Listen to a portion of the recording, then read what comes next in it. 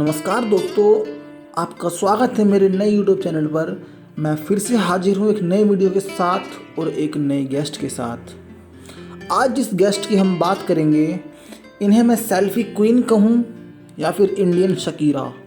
जी हाँ दोस्तों, हम बात कर रहे हैं भारतीय म्यूज़िक इंडस्ट्री के सबसे बेहतरीन सिंगर्स में से एक और अपनी सुरीली आवाज़ के लिए एक अलग पहचाने जाने वाली बॉलीवुड की सबसे मशहूर सिंगर में से फेमस इंडियन गायक नेहा कक्कड़ की सफलता की कहानी के बारे में। अपनी आवाज़ से लाखों लोगों के दिलों में बखूबी जीतने वाली नेहा कभी रात रात भर जागकर जगराता में गाती थी, जिनके लिए उन्हें केवल मात्र 100 रुपये मिलते थे। आज वही नेहा एक गाने के लिए 10 से 15 लाख रुपए चार्ज करती हैं।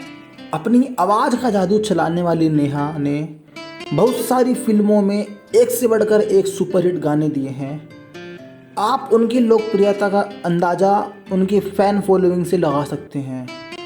नेहा इंस्टाग्राम पर सबसे ज़्यादा फॉलो की जाने वाली भारतीय गायक हैं। नेहा के इंस्टाग्राम पर 45 मिलियन से भी ज़्यादा फॉलोअर्स हैं। वही फेसबुक पेज पर भी 14 मिलियन से ज़्यादा लाइक्स हैं।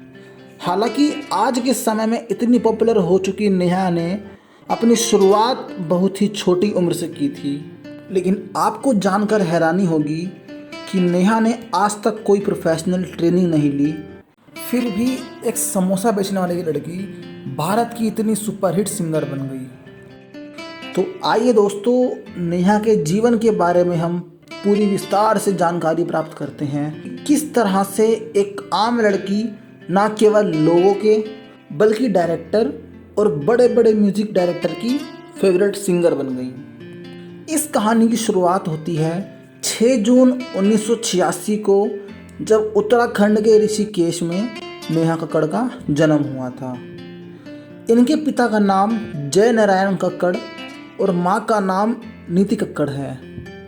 नेहा के भाई का नाम टोनी कक्कड़ और बहन का नाम सोनू कक्कड़ है। इनकी बहन सोनू बचपन से ही गाना गाती थी, इसलिए इनके माता पिता आसपास के शहरों में जहाँ कहीं भी जगराता होता, इनकी बहन सोनू को ज़रूर ले आते थे।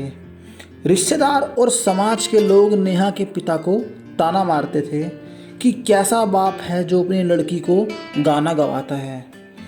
अपनी बहन को गाता देखकर नेहा ने भी महज 4 साल की उम्र में ही जगराता करना शुरू कर दिया था। आगे चलकर उम्र बढ़ने के साथ साथ उनकी आवाज़ में मिठास भी बढ़ती चली गई।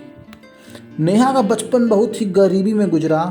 उनके पिता घर का खर्च चलाने के लिए कई छोटे मोटे काम करते थे। कभी नेहा की बहन सोनू के स्कूल के बाहर समोसे बेचा करते थे, जिसकी वजह से सोनू को लोगों के ताने भी सुनने को मिलते थे।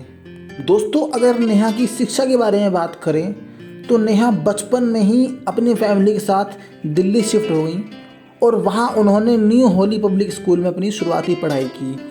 लेकिन आपको यह बात जानकर हैरानी होगी कि नेहा ने अपनी स्कूल की पढ़ाई पूरी नहीं की।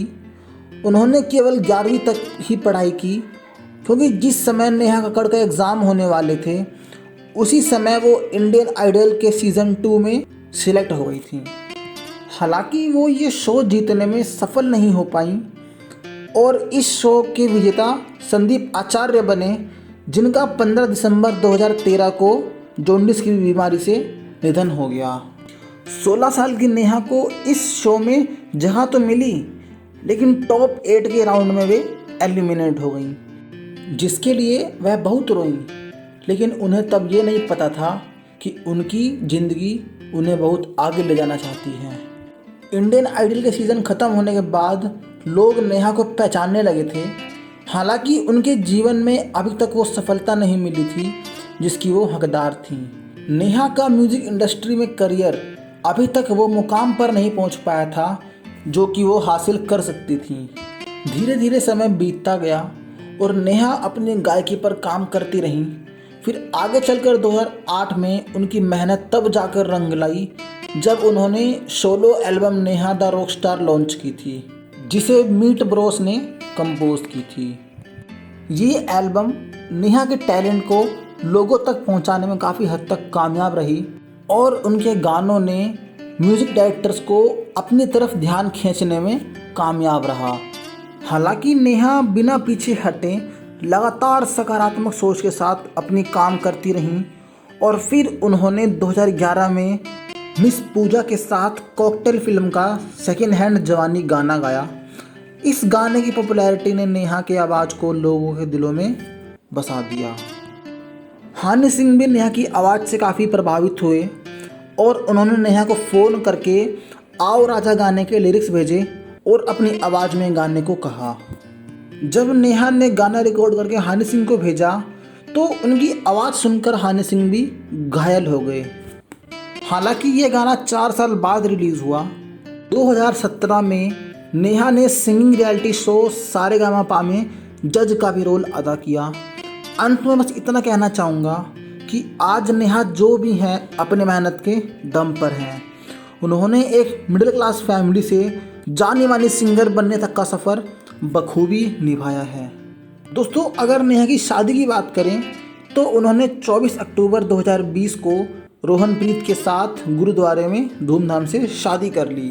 दोस्तों, यदि हम कोई भी काम ईमानदारी से करें और जिस काम को करने में हमें सबसे ज़्यादा खुशी मिलती है उसी काम को अगर हम करते रहेंगे तो हमें सफलता ज़रूर मिलेगी। दोस्तों, उम्मीद करता हूँ नेहा की जीवनी और सफलता की कहानी आपको पसंद आई होगी। ऐसे ही आप भी अपनी ज़िंदगी में आगे बढ़िए और अपने पेरेंट्स का नाम रोशन करिए। हम मिलते हैं आपसे अगली वीडियो में जो आपकी ज़िंदगी में एक और सकारात्मक सोच के साथ ऊर्जा भर देगी।